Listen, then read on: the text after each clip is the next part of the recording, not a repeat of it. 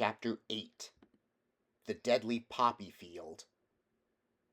Our little party of travelers awakened next morning refreshed and full of hope, and Dorothy breakfasted like a princess off peaches and plums from the trees beside the river. Behind them was the dark forest they had passed safely through, although they had suffered many discouragements, but before them was a lovely, sunny country that seemed to beckon them on to the Emerald City.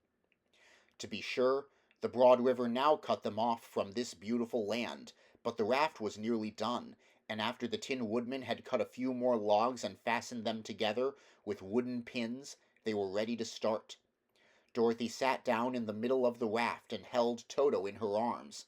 When the Cowardly Lion stepped upon the raft it tipped badly, for he was big and heavy, but the Scarecrow and the Tin Woodman stood upon the other end to steady it, and they had long poles in their hands to push the raft through the water. They got along quite well at first, but when they reached the middle of the river the swift current swept the raft downstream, farther and farther away from the road of yellow brick, and the water grew so deep that the long poles would not touch the bottom. "This is bad," said the Tin Woodman, "for if we cannot get to the land we shall be carried into the country of the Wicked Witch of the West, and she will enchant us and make us her slaves." "And then I should get no brains," said the Scarecrow. "And I should get no courage," said the Cowardly Lion. "And I should get no heart," said the Tin Woodman. "And I should never get back to Kansas," said Dorothy. "We must certainly get to the Emerald City if we can," the Scarecrow continued, and he pushed so hard on his long pole that it stuck fast in the mud at the bottom of the river, and before he could pull it out again, or let go, the raft was swept away and the poor Scarecrow left clinging to the pole in the middle of the river. "Goodbye," he called after them, and they were very sorry to leave him. Indeed, the Tin Woodman began to cry, but fortunately he remembered that he might rust, and so dried his tears on Dorothy's apron. Of course this was a bad thing for the Scarecrow. "I am now worse off than when I first met Dorothy," he thought. "Then I was stuck on a pole in a cornfield where I could make believe scare the crows at any rate, but surely there is no use for a Scarecrow stuck on a pole in the middle of a river. I am afraid I shall never have any brains after all." Down the stream the raft floated, and the poor Scarecrow was left far behind. Then the Lion said, "Something must be done to save us. I think I can swim to the shore and pull the raft after me, if you will only hold fast to the tip of my tail." So he sprang into the water, and the Tin Woodman caught fast hold of his tail, when the Lion began to swim with all his might toward the shore. It was hard work, although he was so big, but by and by they were drawn out of the current, and then Dorothy took the Tin Woodman's long pole and helped push the raft to the land. They were all tired out when they reached the shore at last and stepped off upon the pretty green grass, and they also knew that the stream had carried them a long way past the road of yellow brick that led to the Emerald City. "What should we do now?" asked the Tin Woodman, as the Lion lay down on the grass to let the sun dry him. "We must get back to the road, in some way," said Dorothy. "The best plan will be to walk along the river bank until we come to the road again," remarked the Lion. So, when they were rested, Dorothy picked up her basket and they started along the grassy bank, back to the road from which the river had carried them. It was a lovely country, with plenty of flowers and fruit trees and sunshine to cheer them, and had they not felt so sorry for the poor Scarecrow, they could have been very happy. They walked along as fast as they could, Dorothy only stopping once to pick a beautiful flower, and after a time the Tin Woodman cried out, "Look!" Then they all looked at the river and saw the Scarecrow perched upon his pole in the middle of the water, looking very lonely and sad. "What can we do to save him?" asked Dorothy. The Lion and the Woodman both shook their heads, for they did not know. So they sat down upon the bank and gazed wistfully at the Scarecrow until a stork flew by, which, seeing them, stopped to rest at the water's edge. "Who are you, and where are you going?" asked the stork. "I am Dorothy," answered the girl, And these are my friends, the Tin Woodman and the Cowardly Lion, and we are going to the Emerald City." "This isn't the road," said the stork, as she twisted her long neck and looked sharply at the queer party. "I know it," returned Dorothy, "but we have lost the Scarecrow and are wondering how we shall get him again." "Where is he?" asked the stork. "Over there in the river," answered the girl.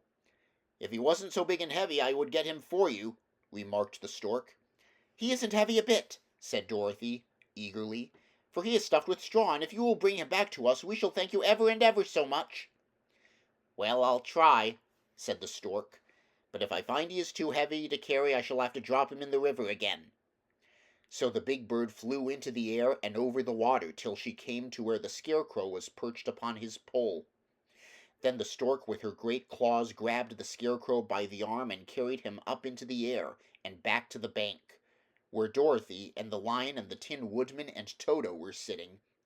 When the Scarecrow found himself among his friends again, he was so happy that he hugged them all, even the Lion and Toto. And as they walked along, he sang "Tol-de-ree-day-o" at every step. He felt so gay.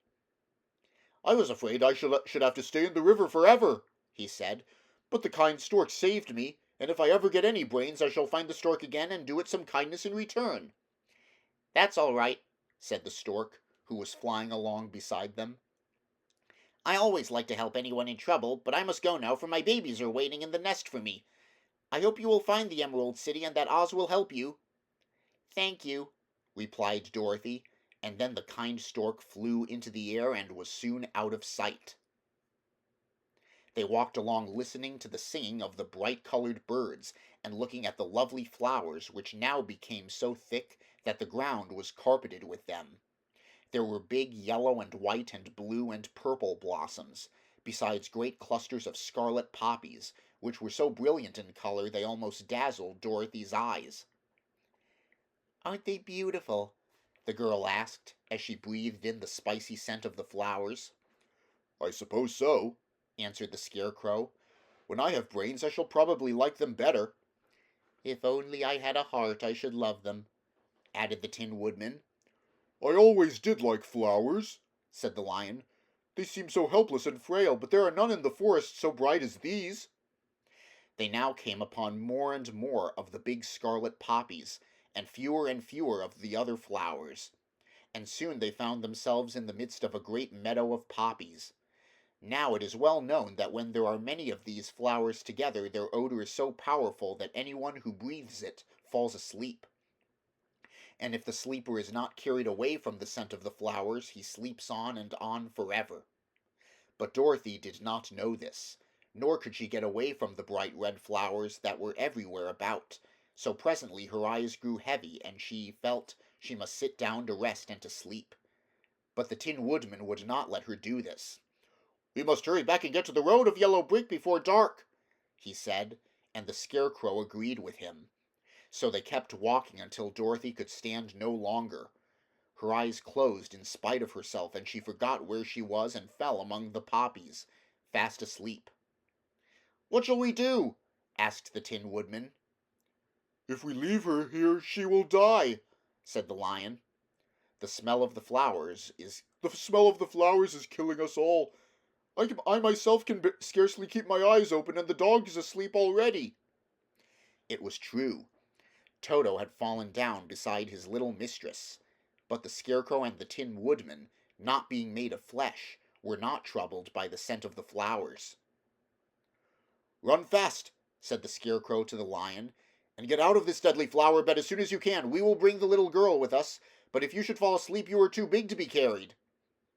So the Lion aroused himself and bounded forward as fast as he could go. In a moment he was out of sight. "Let us make a chair with our hands and carry her," said the Scarecrow. So they picked up Toto and put the dog in Dorothy's lap, and then they made a chair with their hands for the seat and their arms for the arms, and carried the sleeping girl between them through the flowers. On and on they walked, and it seemed that the great carpet of deadly flowers that surrounded them would never end.